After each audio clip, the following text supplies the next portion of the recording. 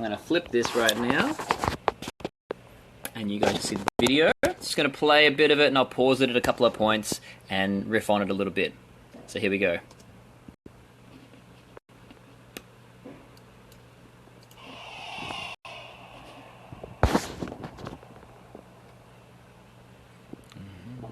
So there was a wonderful article by Steven Kotler published in Forbes about how to find your passion. It's a question we ask ourselves every single day. We've all been told that a life of passion is a life that means something. But how do we identify our passions? It's not always easy.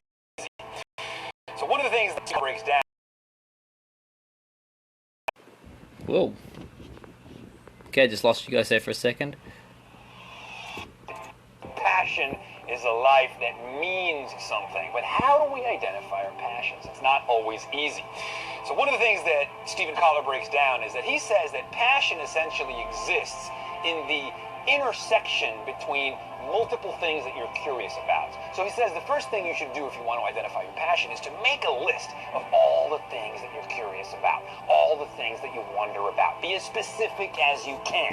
And then create kind of a Venn diagram and try to figure out where the things that you're curious about, 3 or more, intersect. And that's the sweet spot. That's where there is energy. That's where there is dopamine and neurobiology. Multiple streams of curiosity intersect at a space called passion. Love it. So, kicking into it, looking back for a moment.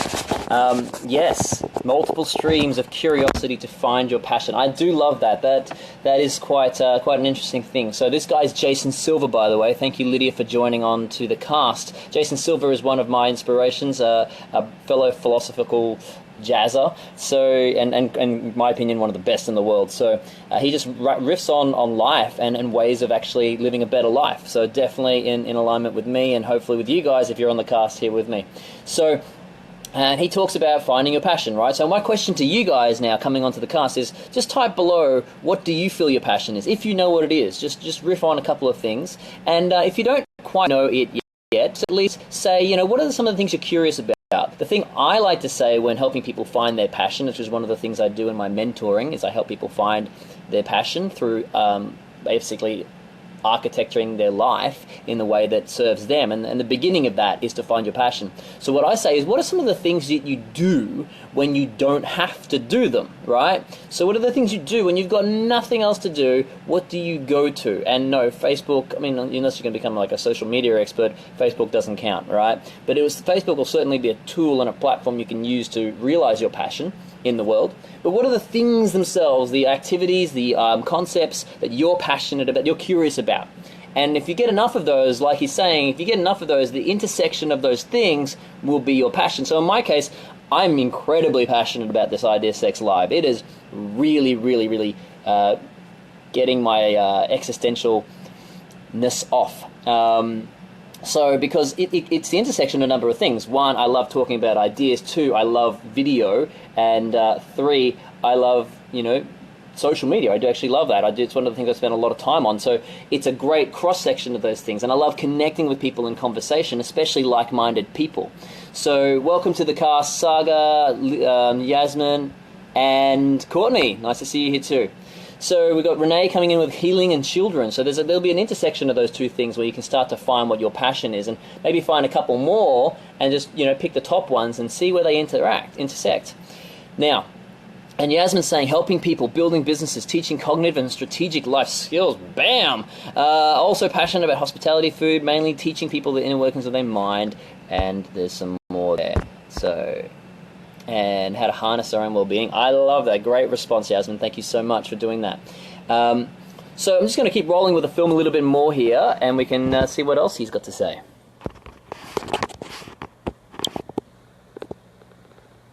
Right? And then once you've identified your passion, then you can figure out how to turn that passion into a purpose. To turn that passion into a purpose, make a list of 15 things in the world, 15 challenges you'd like to see solved. And then figure out which one of those challenges serve. Now I've got to zoom back here because there's a lot I've got to say on this one. I believe my pathway, the thing that I use is currently 3 Ps, and I'm about to actually change that and make it 4 Ps. And they are the 3 Ps I've established with people when helping find what they're to do in life and how to build a life that serves them and life that allows them to be financially free and financially independent, which is what I love teaching and empowering people to do. And those 3 P's are passion, profit, planet. And they're in that order for a reason. First, you got to start from within. You got to go, okay, what are the things, who am I at my core, right? And then once we found who we are at our core, with using those curiosities, then it's like, you know, we live in a real world. And, you know, unless you're Mother Teresa, and most of us aren't, the bills that are coming in, the life expectations we have, you know, our spouse who will nag us, you know, if we don't quite make rent for the month, that stuff will stop us. That stuff will actually get in the way of us living out our purpose, right? Which is what he builds towards here. So, you know, it's great to start looking at the world, and he's going to talk about, you know, looking at what the world needs, and we'll go to that in a moment. But the thing in between, I believe, firmly has to be profit, because we do live in a real world where you got to pay for the bacon. Okay, so here we go. Let's keep going. Hey, Janice. So then you see, curiosity leads to passion. Multiple streams of curiosity leads to passion. Identifying problems in the world that can be served by your passion leads to purpose. And then, my friends, you've impregnated your life with a sense of significance, with a sense of meaning. And then you can go forth, my brothers. You can go forth. Right. I thought it was a great article. Take note, Stephen Kotler's work, Flow Genome Project, How to Find Your Passion in Your Flow. Yes, and Stephen Kotler is an amazing man. If you want to get into being able to be in a peak state ongoingly, check out his Flow Genome website. Great stuff on that site as well. So, all right, that is that on the video. But let's build a little bit more on that. So, I want to show you guys a couple of things in the next few minutes that we've got. We're about to round this conversation out because I want to keep it nice and simple. But, you know, for you guys, I want to ask, you know, is there any more of you that want to just lay out some of your curiosities, some of those 3 things that you can use to intersect to find your passion? And while I take you through this. So this is an incredible little Venn diagram again, but it follows on to actually the practicality of, you know, actually having a life that is going to serve you and give you a good step towards actually being financially free and being able to do what you want to do all the time. So here it is. So following it from what we were saying before with my 4 Ps, the first one is find what you love, and that is your passion right there. It has to start with that. And then from there you can go to what people are actually willing to pay for, because, you know, if you have the other 3, what you do well, what the world needs, and what you love, you've basically got contentment, but you're going to be missing that level of, you know, comfort, that level of actually enjoying, really actually enjoying that life rather than just being okay with it, right? We don't want to be okay.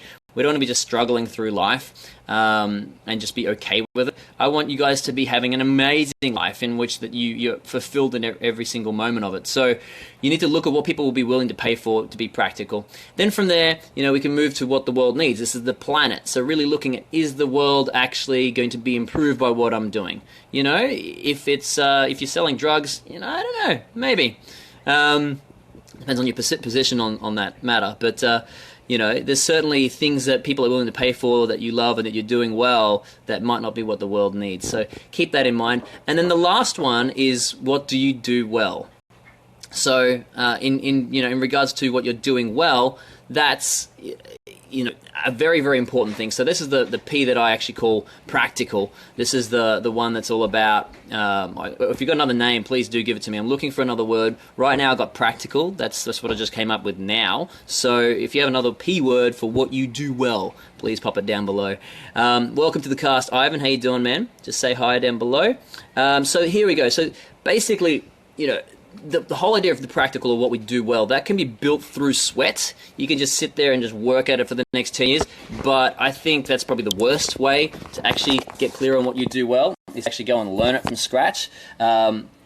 Not the better way to do it. There's 3 different ways you can do it. One is you can either do that, or the second one's not really doing it. You're kind of discovering what you're already good at, what's built into your DNA of who you are and how you do things well. You might be really good on camera, might be really good with engaging with an audience. You might suck at that. You might be good at, like, organizing the back end of something. So the cool bit is, and this is the best way I find to do it, is to, you know, get very clear on what you're doing and do that as much as you can, of course.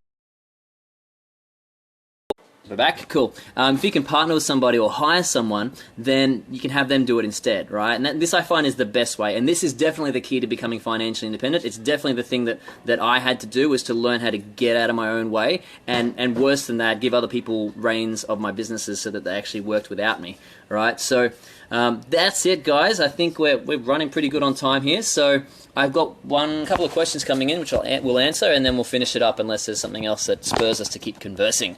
So, The Brain by David Eagleman, have not. So, guys, check out The Brain by David Eagleman. Yavin's recommending that. I'm going to move to what makes people do things. Ooh, cool. I am curious about what makes people tick, so I'll check that out. Perseverance is a funny one. Discipline is certainly not something I'm willing to talk about right now because it's probably the weakest area of my life. But I would certainly say that if you've got these other parts, if you've got what you love, what the world needs, what the world's willing to pay for, and what you do well, then the perseverance kind of comes from that, and it doesn't require as much willpower or discipline to make it happen. So, yeah, if you've got any solutions around how to build perseverance, other than just building habits and stuff, which, I've started doing these every day at the same time, that's becoming a habit and it's working quite well. I would be very open to a conversation on what builds perseverance, because I would love to learn from you guys and see what you have to say. So, possible, pragmatic. I like those couple of... Pragmatic's actually pretty good. Pragmatic's a pretty darn good one. Thank you so much, Lydia, for that one. That might make it to the cut. So take care, guys. Have an amazing time. Love all your faces. Mwah, and we'll catch you soon.